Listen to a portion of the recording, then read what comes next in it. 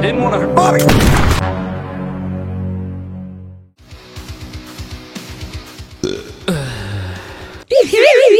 Mikrofon baru bosku. Gokil, bisa beli mikrofon juga dari hasil ojol, bukan dari hasil korupsi.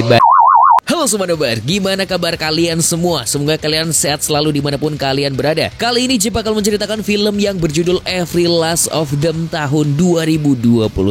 Bercerita tentang seorang ayah yang ingin membalas dendam atas kematian putrinya yang ia duga adalah perbuatan sekelompok mafia dan polisi korup yang mengontrol suatu kota. So, tanpa berlama-lama lagi, siapkan mata, telinga, dan anu-anuan kalian semua. Mari kita nobar dan inilah Every Last of Them.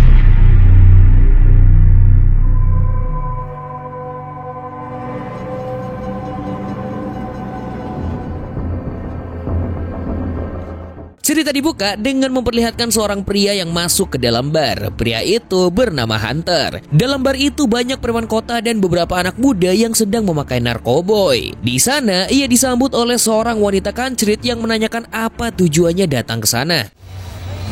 I'm not that one if you want to get a drink. Phoenix. No. Why don't you head on over there with me and my boys? Hunter kemudian dihampiri oleh seorang bocah yang bernama Bobby. Karena dari tadi Bobby sangat terganggu dengan kehadirannya yang terlihat songong. Dan tiba-tiba... So what's your deal? Otherwise you're gonna start having to pay me fucking double. Smart ass, what'd you say? You fucking stunned?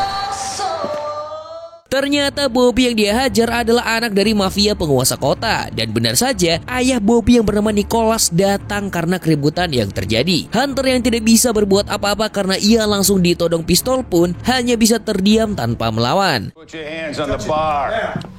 Let's go, move it. You heard him. Hey. You heard him.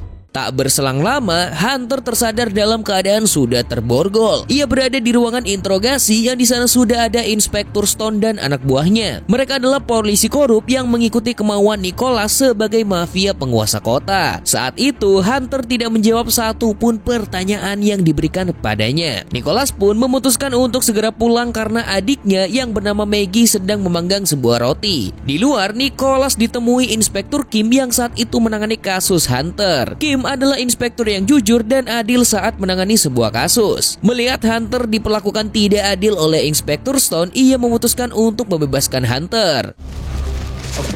Okay. So next This isn't protocol. Spare me that shit. Let me do my job. This goddamn town. Calm down. Here's what's gonna happen.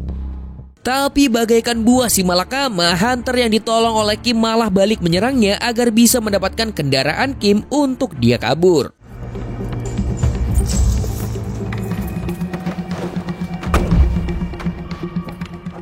Di sisi lain, Nicholas yang tiba di rumahnya langsung menghampiri Bobby. Ia menanyakan bahwa apa yang anaknya lakukan sehingga seorang seperti Hunter datang memburunya. this guy. Oh shit, Dad!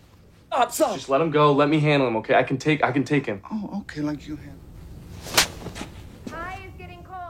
Ketika mereka makan, Bobby ditanyai tentang foto yang Nicholas perlihatkan padanya dan juga Maggie. Foto itu berasal dari dompet Hunter yang diambil olehnya. Setelah itu, Nicholas dan Maggie pergi untuk meeting dengan salah satu klien proyek mereka. Nicholas dan adiknya mengelola keamanan di suatu lahan yang sangat luas di sana. Dan lahan itu membutuhkan pasokan air jernih yang sangat bersih. Mereka berdua bekerja sama dengan seorang pengusaha yang bernama Victor. Pikiran kotor. Untuk dicarikan investor. Terima bagus tuh, Tor.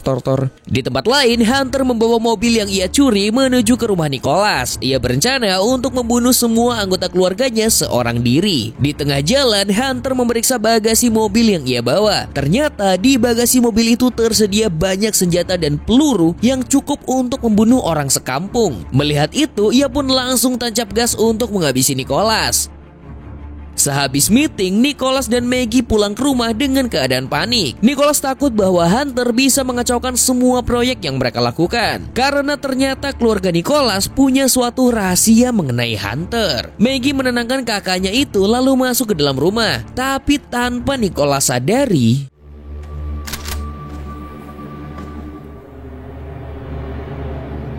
Dad, what the fuck is going on here?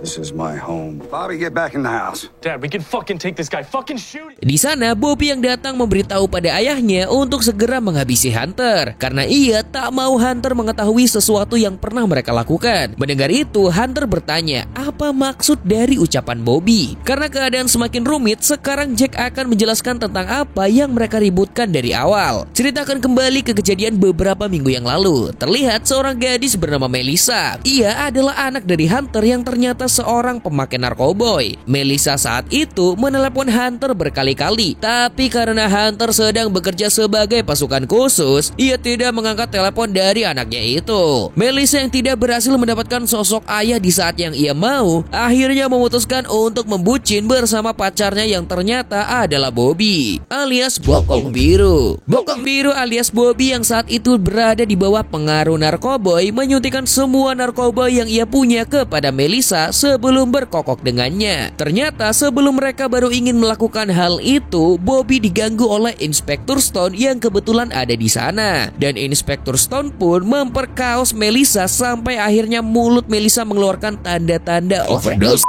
Bobby dan Inspektur Stone yang saat itu panik memutuskan untuk melaporkannya ke Nicholas. Tidak ingin semuanya menjadi lebih rumit, Nicholas pun memutuskan untuk membunuh Melissa yang saat itu masih bernapas dengan cara menenggelamkannya ke sungai.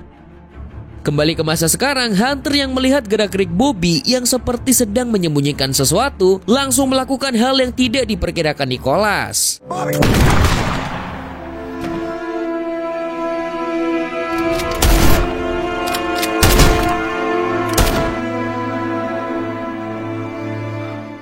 Karena luka tembak yang ia terima, Hunter memutuskan untuk lari memasuki hutan di sebelah rumah Nicholas. Sedangkan Nicholas yang melihat anaknya sudah tak bernyawa bersumpah untuk menghabisi Hunter bagaimanapun caranya. Beberapa saat kemudian, kita diperlihatkan Hunter yang berhasil lari dari kejaran polisi yang saat itu mengejarnya. Sekarang Hunter menjadi buronan seisi kota dikarenakan ia membunuh anak penguasa kota itu. Tapi seperti yang kita tahu, sebagai pasukan khusus tidak ada polisi yang bisa mengimbangi adu mekanik Hunter dalam hal bunuh-membunuh.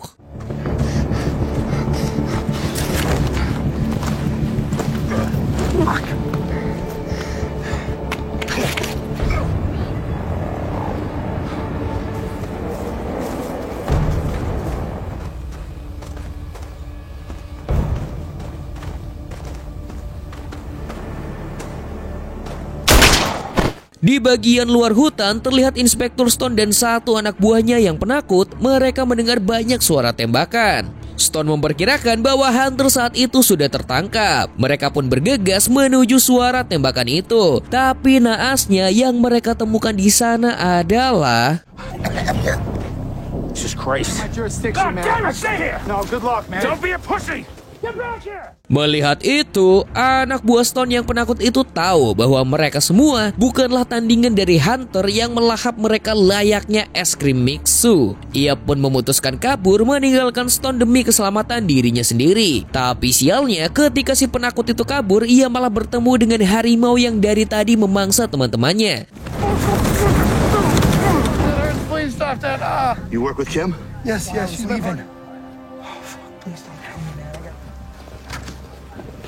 To Kim. You tell her I'm out here. No one else. I won't say anything, I swear to God. Malam telah tiba. Hunter yang mencapai kill streak setelah membunuh hampir puluhan polisi korup yang mengejarnya memutuskan untuk beristirahat dan merawat lukanya di sebuah gubuk kecil. Sesampainya penakut tadi di kantor polisi, ia memberitahu pesan yang Hunter titipkan kepadanya untuk diberitahu kepada Inspektur Kim. Di sisi lain, kita diperlihatkan dengan Nicholas dan Maggie yang didatangi oleh Victor. Victor berkata bahwa keributan yang terjadi di keluarga Nicholas tidak boleh diketahui oleh investor mereka. Karena jika mereka mengetahuinya, investornya tidak akan jadi menyuntikkan dananya ke dalam proyek mereka. Nicholas yang sedang berduka tidak bisa membalas perkataan Victor. Ia hanya terdiam dan nerimo-nerimo wae kalau ia sedang dimaki oleh bosnya. What's gonna do nothing, okay? We know it. Look at this place, babe.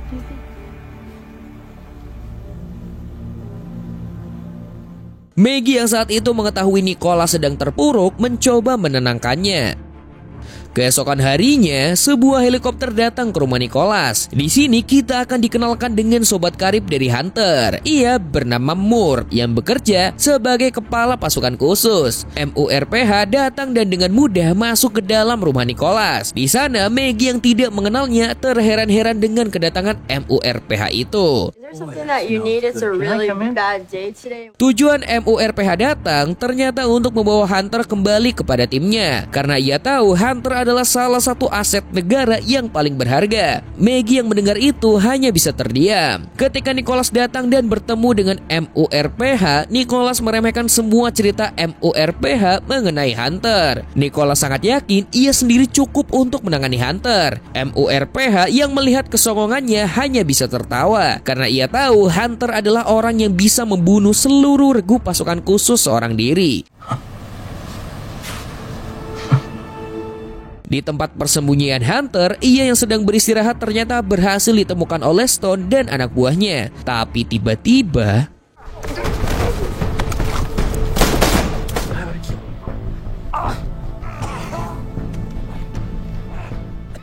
setelah itu, kita diperlihatkan Inspektur Kim yang berhasil datang ke tempat Hunter. Di sana, Hunter dengan singkat, padat, dan jelas menjelaskan bahwa ia ingin bekerja sama dengan Kim. Karena menurutnya, Kim adalah polisi yang jujur. Hunter lalu memberitahu bahwa ia sebenarnya datang untuk membalaskan dendam putrinya yang diperkaos oleh keluarga Nicholas. Jadi ia meminta Kim untuk menyelidiki kasus hilangnya anak itu. Kim yang mendengar itu tidak bisa menolak permintaan Hunter karena ia dari awal tahu bahwa Hunter adalah orang yang tidak bersalah. How will I get a hold of you?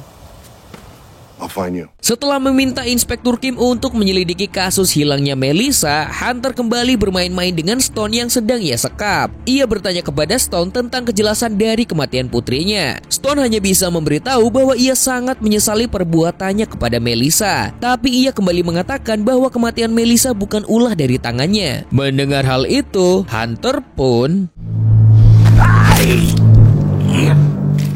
dibayang-bayangi oleh kenangannya bersama putrinya. Hunter juga merasa sangat bersalah dikarenakan ia tidak pernah hadir saat Melissa membutuhkannya. Di sisi lain, kita diperlihatkan dengan Victor dan MURPH yang sedang berdiskusi mengenai pembantaian yang dilakukan oleh Hunter. Victor berkata bahwa ia akan melakukan apapun asal investor perusahaannya tidak terganggu. MURPH saat itu menawarkan kerjasamanya untuk menjadi pengganti keluarga Nicholas. Mendengar tawaran dari MURPH, tanpa pikir panjang Victor pun langsung menerimanya. Sebagai gantinya, MURPH bisa dengan bebas menyelamatkan Hunter yang sedang berjuang sendirian di dalam hutan. It's about 5 square miles of connected fields. And he's not looking to escape. Di kantor kepolisian, MURPH datang membawa armada khususnya karena ia sangat tahu kemampuan dari Hunter. Di sana, ia dan Inspektur Kim bekerja sama untuk membela Hunter dari hukum yang menimpanya. MURPH tahu bahwa temannya itu tidak akan pernah keluar dari hutan sampai ia berhasil membunuh semua keluarga Nicholas. Don't do that. You do what you gotta do. Mendengar jawaban mutlak dari Hunter yang ingin membalaskan dendam anaknya, MURPH meminta agar mereka bertemu di suatu tempat untuk bekerja sama. Beberapa saat kemudian, Hunter dengan mudah mendapatkan mobil untuk pergi ke tempat yang ia dan MURPH sepakati. Di tempat Inspektur Kim, terlihat Inspektur Kim yang sedang memperhatikan banyak kasus gadis hilang di kota mereka. Ternyata semua bukti kasus gadis hilang itu mengarah ke keluarga Nicholas. Tapi sampai sekarang, semua polisi berhasil dibuat bungkam dengan uang. Cerita kembali berfokus pada Hunter. Di tempat ia akan bertemu dengan MURPH, ternyata sudah dikepung banyak tentara bayaran milik Nicholas. Tapi tentu saja dengan kemampuannya, Hunter bisa dengan mudah mengatasi mereka semua.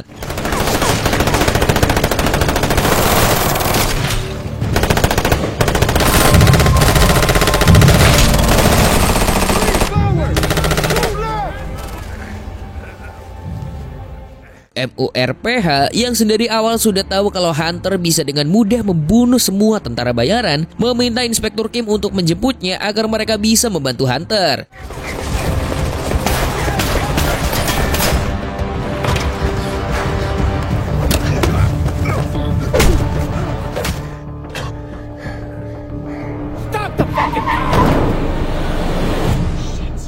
Di rumah Nicholas, ia sedang memandangi sungai di depan rumahnya. Ia merenungi semua kesalahannya untuk menutup kebodohan anak dan polisi korup yang ia percaya. Tapi sesampainya ia di rumah, Where's the gun?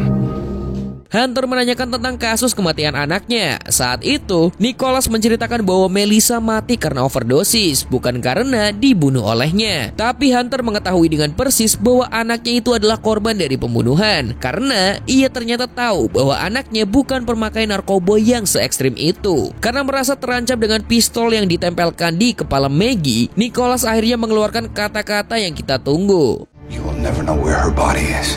And you'll never. Mendengar perkataan itu, rencana Hunter dan MURPH berhasil. Hunter membawa Nicholas dan Maggie turun untuk ditangkap polisi. Maggie dan Nicholas pun kebingungan karena mereka yang harusnya diselamatkan malah ditangkap. Tapi MURPH dan Kim yang berada di sana tidak menjawab pertanyaan mereka. Sedangkan Hunter akhirnya merasa dendamnya telah selesai dan dibalaskan. Ia akhirnya mendapatkan jawaban dari kematian Melissa yang ternyata dibunuh oleh keluarga Nicholas. Tell her everything's gonna be all right. Some man like me, you out there. Film pun ditutup dengan MURPH yang datang memberhentikan mobil Nicholas dan juga Melissa, dan tanpa berkata apa-apa langsung menembaki mereka hingga tewas, dan film pun selesai. Film ini ngajarin kita bahwa orang-orang yang berbuat jahat pantas mendapatkan balasan yang mereka perbuat. Apa yang kita tanam itu yang kita tuai. Jadi lebih baik tidak menanam apapun. Segitu dulu buat kali ini. Jack mewakili orang-orang yang masih sikat gigi memakai sikat yang sama semenjak dia SMA sampai bulunya berwarna kuning, mengucapkan sampai jumpa di video selanjutnya dan kamsia.